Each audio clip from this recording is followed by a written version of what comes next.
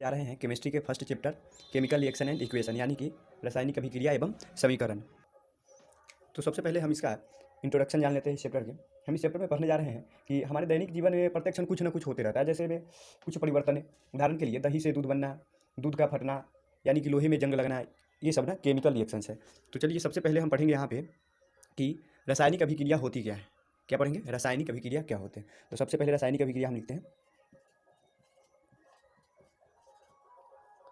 रासायनिक अभिक्रिया क्या होता है।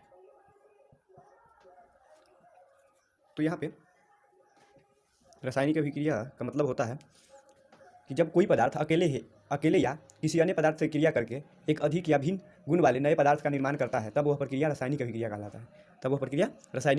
है। तो हम रासायनिक अभिक्रिया का परिभाषा लिख सकते हैं। जब कोई पदार्थ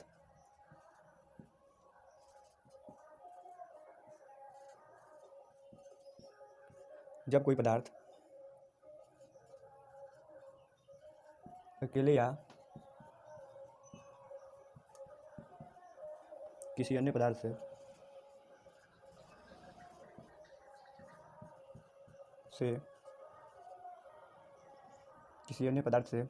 क्रिया करके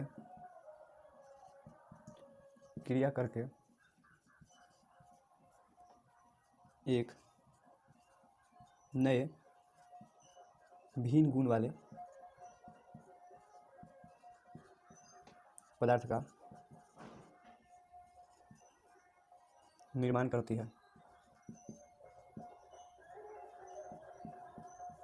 है, तब वह प्रक्रिया क्या कहलाता है? रासायनिक अभिक्रिया कहलाता है। तो हम यहाँ पे लिखे क्या है, ऊपर से देख लेते हैं। जब कोई पदार्थ अकेले या किसी अन्य पदार्थ से क्रिया करके एक नए भिन्न गुण वाले पदार्थ का निर्माण करते हैं, तब हम उसे रासायनिक अभिक्रिया कहते हैं।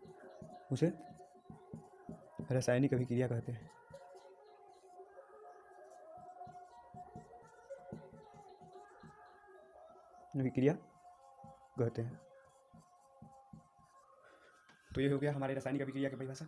उसके बाद रासायनिक अभिक्रिया में होते क्या क्या है, तो देखते हैं हम। रासायनिक अभिक्रिया में ना जो पदार्थ रासायनिक अभिक्रिया में भाग लेकर नए पदार्थ बनाते हैं, उन्हें हम अभिकारक कहते हैं। क्या कहते हैं? अभिकारक कहते हैं। यानी कि हम लिख सकते हैं जो पदार्थ रासायनिक अभिक्रिया में भाग लेकर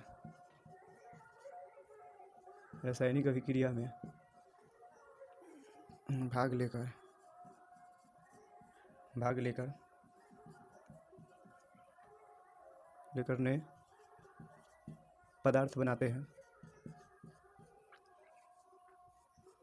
पदार्थ बनाते हैं, उसे अभिकारक कहते हैं।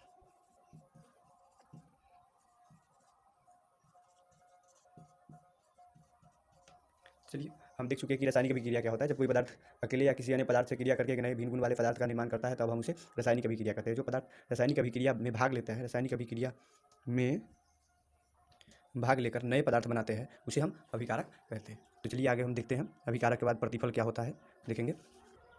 तो आगे हम अभिकारक देख चुके हैं, अब हम देखेंगे प्रतिफल क्या होता है। तो रासायनिक अभिक्रिया के फलस्वरूप बने नए पदार्थ को हम प्रतिफल कहते हैं। रासायनिक अभिक्रिया के फलस्वरूप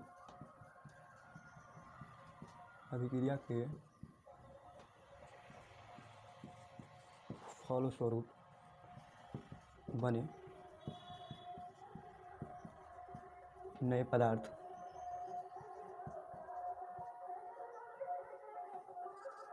को हम रासायनिक अभिक्रिया के फलस्वरूप बने नए पदार्थ क्या कहलाता है? प्रतिफल कहलाता है।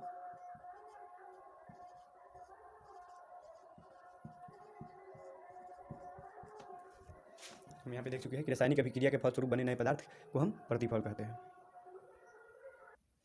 इसका हम एक उदाहरण लेते हैं। देखिए, जैसे A + B रिएक्शन करके बनाए C + D। तो यहाँ पे ये जो पदार्थ है, ये वाला हमारा ये अभिकारक है,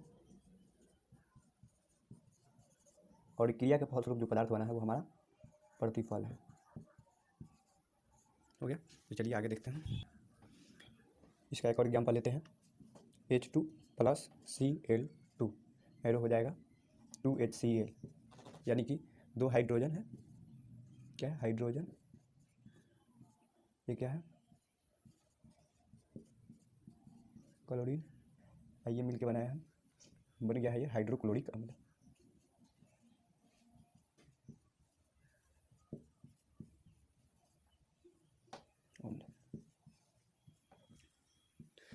चलिए आगे और हम देखते हैं।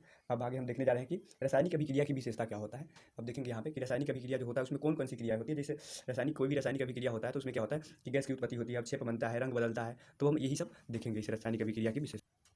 तो रासायनिक अभिक्रिया की विशेषताएं एग्जाम में पूछी नहीं जाती है, इसीलिए हम अपने ज्ञान के लिए थोड़ा पढ़ लेते हैं क्या होता है कि रासायनिक अभिक्रिया की विशेषता क्या होती है। सबसे पहले रासायनिक टॉपिक लिखते हैं हम, रासायनिक अभिक्रिया की विशेषता।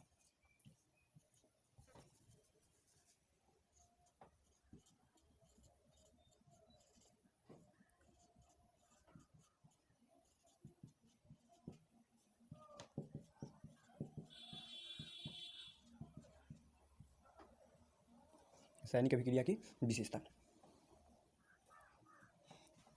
तो अभिक्रिया की पहली विशेषता क्या होती है कि इसमें गैस की उत्पत्ति होती है। जब कोई भी रिएक्शंस होते हैं तो उसमें क्या होता है, गैस उत्पन्न होता है। तो पहला हो गया गैस की उत्पत्ति। सेकेंड हो गया अवक्षेप का बनना।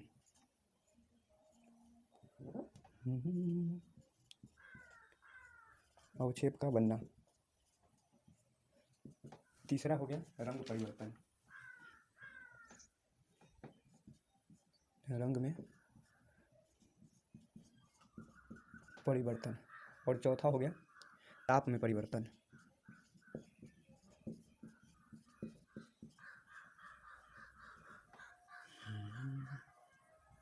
और पांचवा हो गया अवस्था में परिवर्तन।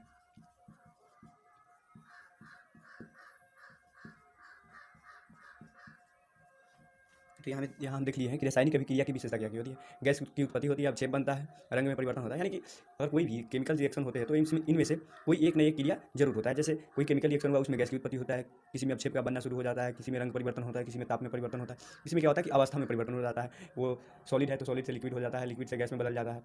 ऐसी क्रियाएं होते रहते हैं। तो हम इसको लिख लेंगे कॉपी में, ठीक है। उसके बाद आगे बढ़ते हैं। तो अभी हम जो पढ़ने जा रहे हैं वो अभी हमारे सामने है रासायनिक समीकरण, यानी कि केमिकल इक्वेशन।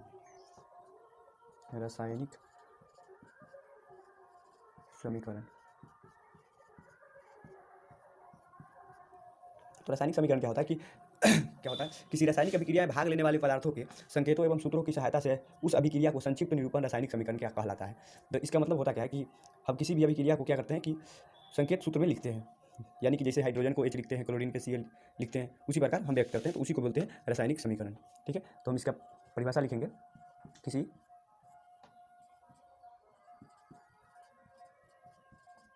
रासायनिक अभिक्रिया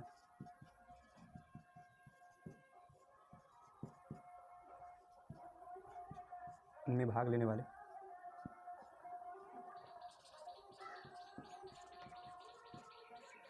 वाले पदार्थों के संकेतों एवं सूत्रों की सहायता से उस अभिक्रिया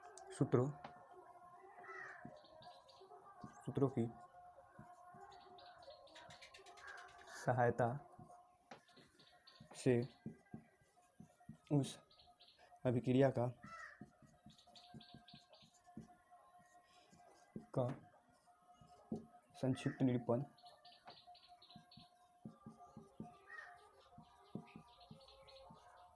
संक्षिप्त निरूपण रासायनिक समीकरण कहलाता है।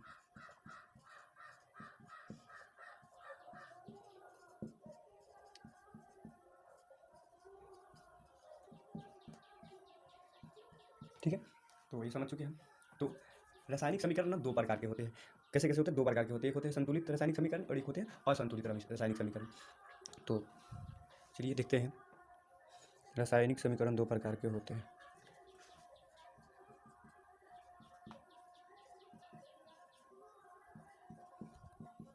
समीकरण दो प्रकार के होते हैं।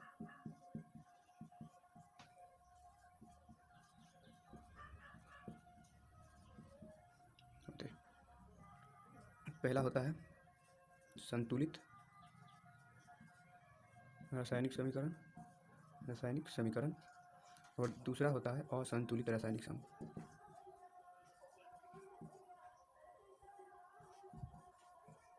समीकरण। तो चलिए हम संतुलित और असंतुलित रासायनिक समीकरण थोड़ा देख लेते हैं, उसके बाद आगे बढ़ेंगे। तो चलिए संतुलित रासायनिक समीकरण देखते हैं। फर्स्ट है संतुलित रासायनिक समीकरण।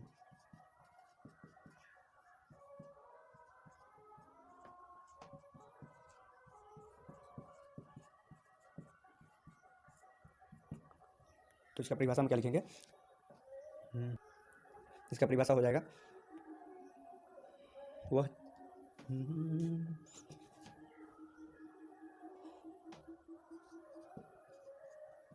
संतुलित रासायनिक समीकरण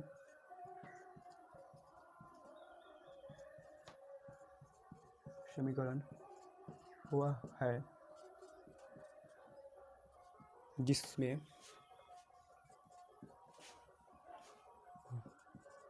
जिसमें समीकरण के दोनों ओर प्रत्येक तत्वों के परमाणु संख्या समान होती है। दोनों ओर प्रत्येक तत्वों के परमाणु संख्या समान होती है। इसका उदाहरण है, इसका एग्जाम्पल हो जाएगा H2 + Cl2 एरो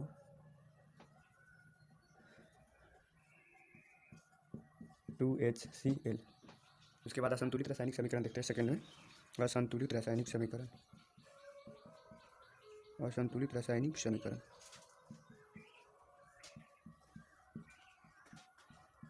तो असंतुलित रासायनिक समीकरण में क्या होता है कि जैसे में संतुलित में रासायनिक समीकरण में क्या होता है कि दोनों तरफ प्रत्येक तत्वों के परमाणुओं की संख्या समान होती है, लेकिन असंतुलित में दोनों तरफ परमाणु के तत्वों की संख्या समान नहीं होती है। तो हम इसका परिभाषा लिख सकते हैं कि इस समीकरण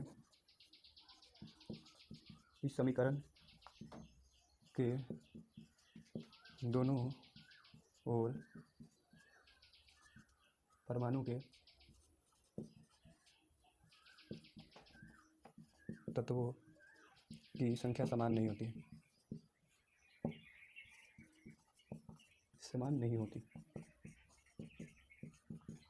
जैसे एग्जाम्पल हो जाएगा इसका H2 + O2 एरो हो जाएगा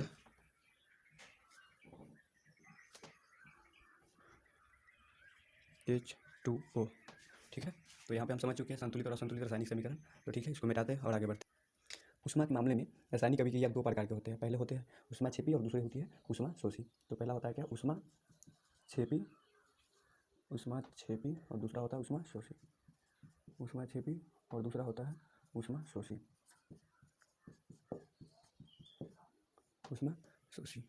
तो चलिए ऊष्माक्षेपी के बारे में देखते हैं।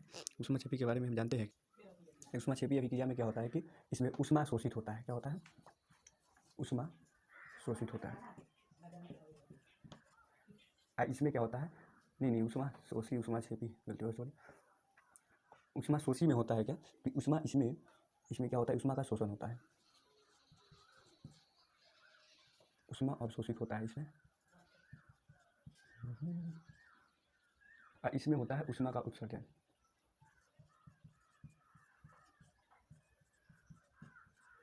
यानी कि ऊष्माक्षेपी अभिक्रिया में क्या होता है, इसमें ऊष्मा का उत्सर्जन होता है और ऊष्मा शोषी में ऊष्मा का अवशोषण होता है। ठीक है, तो चलिए आगे देखते हैं इसके ऊष्मा शोषी और ऊष्माक्षेपी की एक दो रिएक्शंस देख लेते हैं। जैसे में देखिए C+O2 एरो CO2 + ऊष्मा। तो इसमें ऊष्मा का उत्सर्जन हुआ है, यानी कि यह अभिक्रिया क्या है, ऊष्माक्षेपी है। यह अभिक्रिया ऊष्माक्षेपी है। और यहाँ देखिए एक और अभिक्रिया N2 + O2 + ऊष्मा। तो इसमें क्या हो रहा है, ऊष्मा जुड़ रहा है, यानी कि ऊष्मा का शोषण हो रहा है। तो यहाँ पे 2NO हो जाएगा, तो ये क्या हो जाएगा, ऊष्मा शोषी हो जाएगा, ऊष्मा शोषी। तो चलिए ऊष्मा शोषी और ऊष्माक्षेपी के बारे में हम समझ चुके हैं, आगे चलते हैं। अब हम पढ़ने जा रहे हैं कि विभिन्न प्रकार की रासायनिक अभिक्रिया, यानी कि रासायनिक अभिक्रिया बहुत से प्रकार के होते हैं। ठीक है, तो हम इसमें कुछ प्रकार पढ़ेंगे इस वीडियो में, उसके बाद अगले वीडियो में कुछ प्रकार पढ़ेंगे। ठीक है, तो यहाँ पे देखते हैं क्या है, विभिन्न प्रकार के रासायनिक समीकरण, विभिन्न प्रकार की रासायनिक अभिक्रिया, डिफरेंट टाइप ऑफ मार्कर का इंक भी खत्म हो गया, केमिकल रिएक्शंस। तो चलिए फर्स्ट देखते हैं।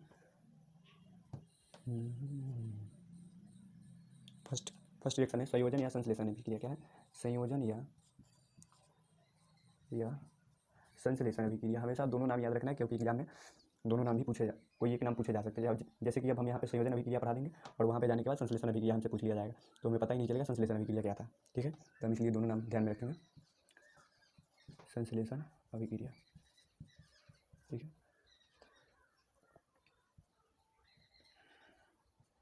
संयोजन या संश्लेषण अभिक्रिया।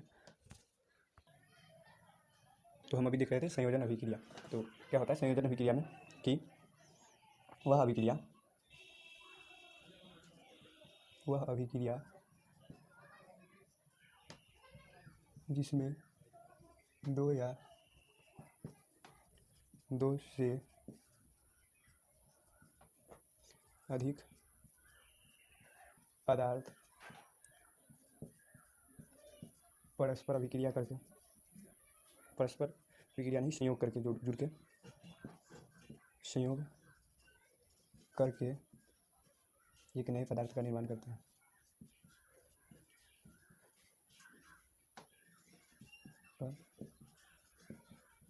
निर्माण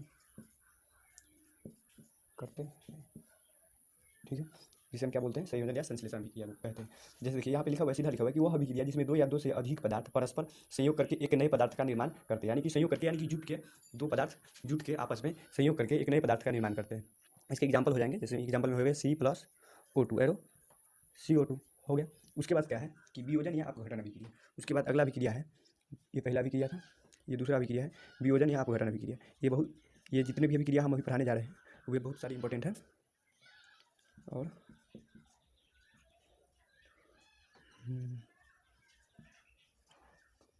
अपघटन अभिक्रिया,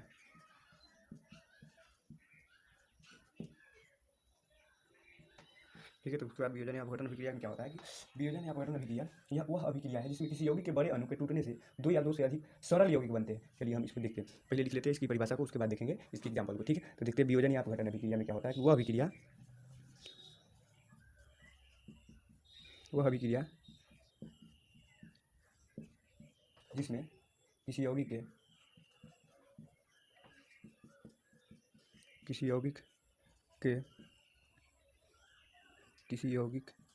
के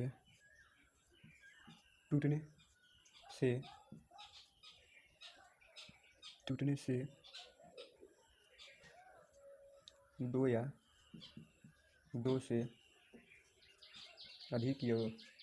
या दो से अधिक सरल यौगिक बनते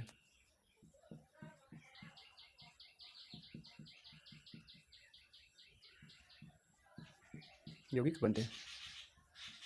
इसके एग्जाम्पल देखिए, इसके एग्जाम्पल क्या हो जाएंगे, इसके एग्जाम्पल हो जाएंगे CaCO3। देखिए इसके एग्जाम्पल CaCO3 को अगर हम क्या करेंगे रिएक्शन करेंगे तो ये CaO और प्लस CO2 में टूट जाएगा। तो देखिए यहाँ पे CaCO3 टूट के सरल यौगिक में CaO प्लस CO2 में डिवाइड हुए हैं। यानी कि कैल्शियम कार्बोनेट को गर्म किए हैं तो अपघटित होकर कैल्शियम ऑक्साइड एवं कार्बन डाइऑक्साइड में बदल गया है, ठीक। यहाँ पे हम क्या दिया है, हीट दिया है, ठीक। तो चलिए ये हमारे दो रिएक्शन खत्म हो गए। अब अगला रिएक्शन देखते हैं, एक दो और देखेंगे इस वीडियो में। अब हम यहाँ पे आज 3 ही रिएक्शंस पढ़ेंगे, रिएक्शन 7-8 रिएक्शंस है, यहाँ पे हम आज 3 ही रिएक्शन पढ़ने जा रहे हैं। तो तीसरा रिएक्शन हमारा है क्या है, तीसरा रिएक्शन हमारा है कि अब वैद्युत अपघटन क्या होता है, वैद्युत अपघटन, इलेक्ट्रोलाइटिक डिकम्पोजिशन, ठीक है। वैद्युत अपघटन, ठीक। वैद्युत अपघटन क्या होता है, तो वैद्युत अपघटन में क्या होता है कि कुछ धातुओं को हम जैसे द्रवित ऑक्साइड एवं क्लोराइड से होकर विद्युत धारा प्रवाहित करने पर घटित हो जाता है। और क्या होता है कि इस अभिक्रिया में धातु कैथोड पर एवं गैस एनोड पे मिलता है, ठीक है। तो चलिए इसमें विद्युत धारा प्रवाहित करते हैं। देखिए तो हम इसकी परिभाषा लिखते हैं, उसके बाद इसका एक एग्जाम्पल लिखेंगे एक दो। चलिए देखते हैं क्या है, कुछ धातुओं को द्रवित ऑक्साइड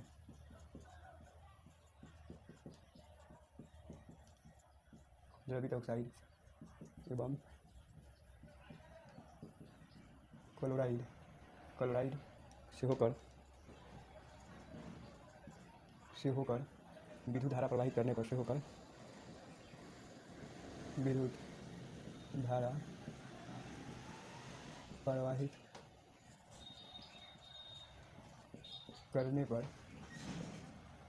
वे अपघटित हो जाते हैं। क्या होता है, वे अपघटित हो जाते हैं, यानी कि टूट जाते हैं, अपघटित हो जाते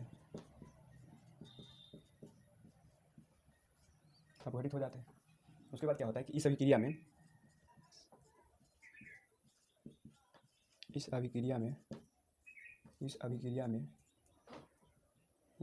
धातु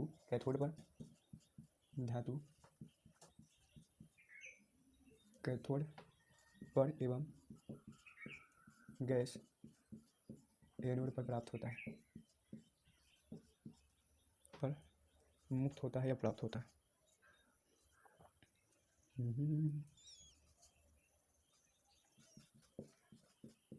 मुक्त होता है, ठीक है।